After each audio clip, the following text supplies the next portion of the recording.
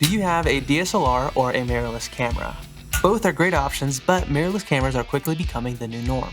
But what makes them different? The first difference, and probably the most obvious, is that DSLR cameras have a mirror, but mirrorless, well, they don't. You see, DSLRs use a mirror to reflect light back to your eye. This allows you to see the scene as it appears in real time, but you'll have to take a photo and look at it before you can tell what the photo will actually look like.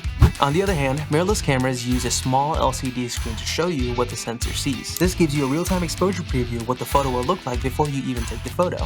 Mirrorless cameras still use a mechanical shutter, but without the mirror, they're a lot lighter, and this gives you the option to shoot with an electronic shutter, which means you can shoot completely silent and reach faster shutter speeds.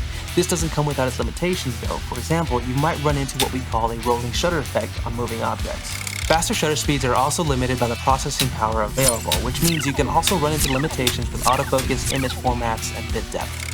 Speaking of autofocus, mirrorless cameras by and large outperform DSLRs. They can focus a lot faster and are more accurate. Finally, mirrorless cameras help popularize IBIS. That's in-body image stabilization. This is where the sensor is allowed to move around a little instead of being completely fixed.